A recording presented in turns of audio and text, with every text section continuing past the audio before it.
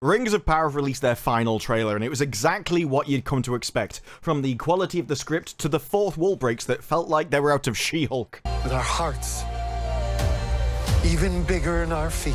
Oh, it's like Tolkien's in the room. Seriously, I'd question what was going on with the music, but I'm so busy looking at his face, I don't know what's going on. Do we not even have rain here? There's about 20 years of filth on that guy's face. These people don't even live underground. They live in wagons. Why can't they wash? But a new trailer wasn't the only major marketing push that Amazon made for Rings of Power. Oh no, they've now done another red carpet premiere in New York City. Normally, that wouldn't be a major deal. They've done plenty of these before. But in New York City on this day, they also did one for Rings of Power fans. Finally seen it, episode 1 and 2, a merry meeting indeed, with many torn sibs. Many thoughts, questions and ponderings, overall 2 thumbs up, which is the general response that everyone had for the people which had special access ahead of everyone else to episode 1 and 2. It was vivid, ebullient, highly cinematic and enriching.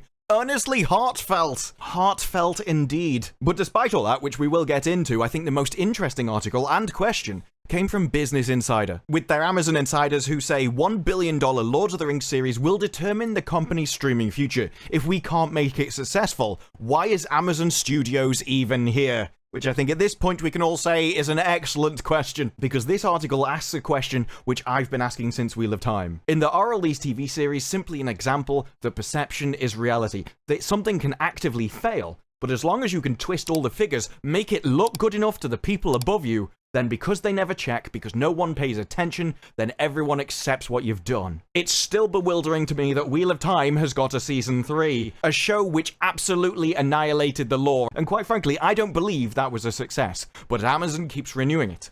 Is there a reason why? Because they say that Rings of Power, no single series of television has ever cost as much as this, and that the show is expected to be a hit, but if it somehow misses its mark, then several sources have told Insider the studio may be facing an existential crisis. And I would like to say, expected to be a hit. By who? Your original trailer got 1.9 million dislikes to 130,000 upvotes. Your most recent trailer hits 208,000 downvotes to 27,000 downvotes. And the UK also ratios it at 7-1. Even Prime Video in India ratioed it at 41,000 downvotes to 2,000 upvotes. And I know what you're thinking, that's not fair, that's the English language trailer in India. They also upload them in all the other languages. And I'm like, yeah, you're absolutely right. They ratioed them in Malayalam, Hindi, Telugu, and Tamil as well. Every single trailer that gets released gets ratioed, even the ones in foreign languages off in India. It seems like you've kind of annoyed everybody around the world. But no, it's expected to be a hit. And that's kind of the point. Why does everyone expect it to be a hit when all of the signs point to it being an absolute failure? Why was Wheel of Time pushed as Amazon as a great success, something that can get 3 series, despite the fact that it was barely talked about on YouTube and so many people hated it because it absolutely destroyed the books? Could it be that all is not what it seems?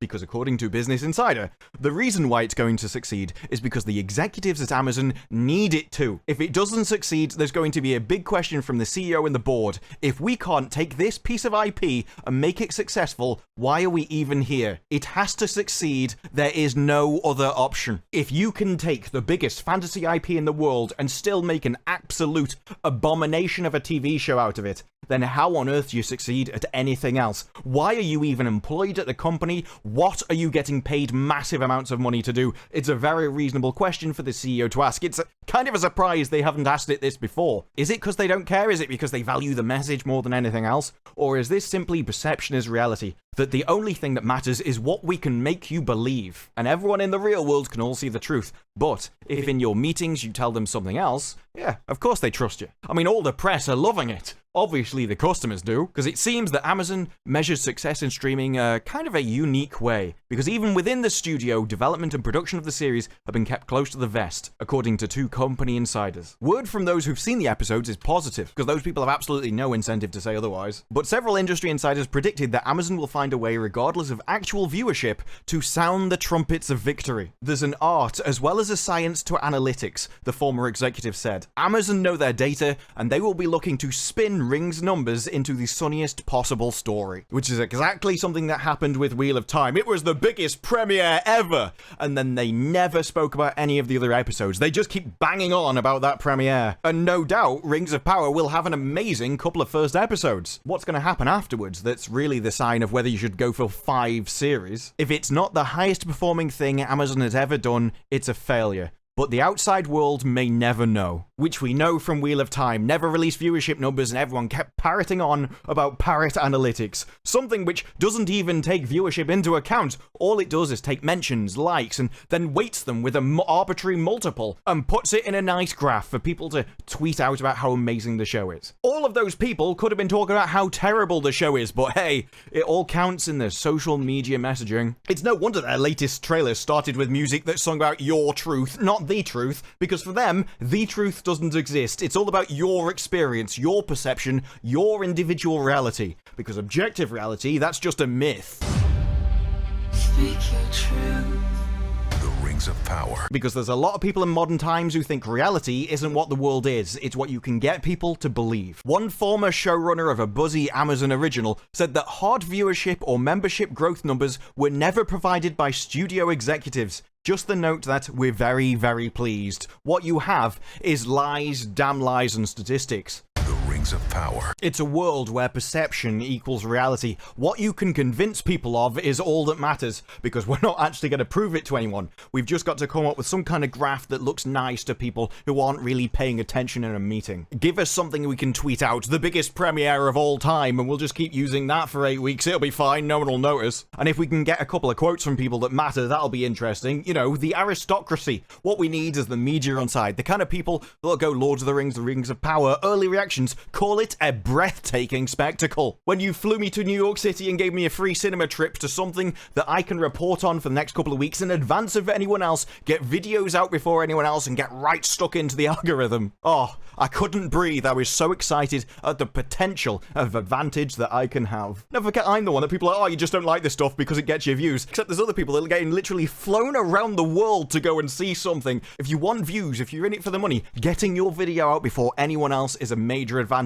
And no one can beat someone that saw it a week ago. And the all expenses paid holidays around the world, they do help to really make you feel good about a show. I mean, they do say nothing tastes better than free. So if you were in a job where your entire section of the company relied on the success of one show, one where your ongoing career depended on it, where the reason it's going to be a success is because they need it to be a success, then it seems like a few plane tickets around the world and advanced media access for the aristocracy is a very small price to pay in order to create that perceptual reality that everything's fine, everything's amazing, everyone loves it, and completely throw the fans under the bus. Because oh boy, do the people that saw it early really enjoy this thing. With our hearts even bigger in our feet. The Rings of Power. We've got Lauren Sarna here, checkmark, she, her. Social media embargo is up. I had been skeptical, but I'm very pleasantly surprised. It was actually good. Very good. Visuals and tone are just right. In my opinion, a great addition to the Tolkien world. We've got Shahbaz over here, he, him. The Rings of Power is cinematic excellence. The scale of this story has never been done before. Each moment is epic and breathtaking. It's a perfect marriage between practical and computer-generated effects that will set the standard for everything in the world that follows. There's a shiver running down my neck. I'm so excited. We've got Anthony from the Movie Podcast, which Shahbaz was also from, and he thinks it's a cinematic masterpiece. Before, it was just cinematic excellence, but now a masterpiece. This is an absolute triumph. The visionary team, yeah, they're not just writers and people who lie in front of a camera. Oh no, now it's a visionary team. I don't walk on stage and pretend a bit. I am an artist. Has produced an epic, get used to that word, you're going to see it a lot, that dives into its roots and delivers a story like no other. I mean, it's supposed to be a story that delivers like Tolkien, but we all know that's not going to happen. Its production is beyond comparison, masterfully orchestrating a mythology that fans have been waiting for. I don't know if you notice an ongoing theme of cinematic, epic, amazing, masterful. Firstly, no one talks like this. If you like a show, you like a show. I like The Orville. I'm not going to say it's a masterpiece, but the running theme is everything's over the top. Everything's simply the most amazing thing ever. It's like you're getting a sales pitch delivered to you by a dodgy car salesman. We've got Stephen Weintraub over here from Collider. You know Collider, the same media aristocracy which said it was going to be a breathtaking spectacle. 100% impartial, we promise. That the first 2 episodes will blow you away with the scale and scope. I have no idea how they pulled this off, but they managed to make Lord of the Rings feel like Lord of the Rings, which I have to be honest is kind of the base level that everyone was expecting. I mean, isn't the criticism that it doesn't? But don't worry, everything about this series is incredible, from the cinematography to the costumes and of course,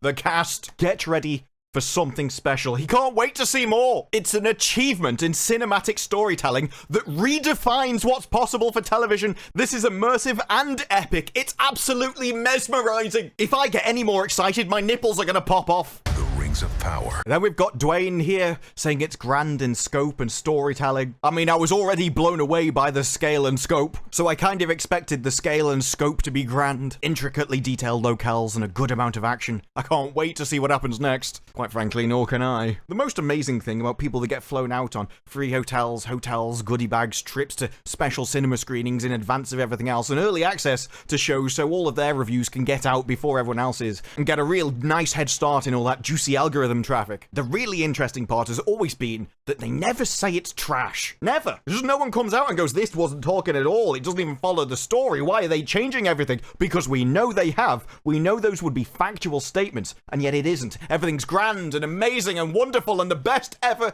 and setting the standard for television past anything you could possibly have ever thought of before. And I think you can do an exercise in putting yourself in somebody else's shoes. If your entire career depended on the future of one show, if your entire department did, everyone that's employed at this place all has to say that this is an amazing success. The reason it's going to succeed is because it has to. We're going to spin the Rings numbers into the sunniest possible story, says Business Insider. If it's not the highest performing thing, then the outside world may never know. All you've got to do is make people think that it was a success. Get all of those nice quotes that you can put on posters, get all of the corporate media to have early access, and get them the advantage. Not just flights and hotels, but the actual monetary advantage of being first on the internet, where people are hungry for information, hungry for opinions and reviews the moment something comes out. Everyone who's just watched it, it's going to take them a long time to make a good video out of it. But you can have your stuff ready to go. This is exactly what happened with Wheel of Time, where people got early advanced screeners, and of course, there were some other channels out there, like Night's Watch, who had significant followings. I never got to see it first. Realistically, even with laws of average, if you just gave early access to a load of people, some of them should not like it. Some of them should actively despise it. You should be able to see some people just going, I can't stand this thing, what have they done? I haven't seen any of you, because that would harm the perception. That would harm the perceptional reality. And it's not like Amazon haven't been doing this for a long time, because Amazon have been on the defensive since the very first reveal, where they showed the fake superfans who didn't know what they were talking about, and they pushed what they wanted to be the main messages of the marketing, and it absolutely failed. If, like, Sauron is hot, I feel like people will be like, I can fix him. So they took a different tactic. When they started showing the cast Deezer, the actress who plays Deezer was everywhere, saying the most horrible, discriminatory things you could actually come up with. She was way over the top, way more than any other cast member, but she was pushed front and center, even more than Galadriel in all the interviews. It's to be part of a redress of balance. This represents progression.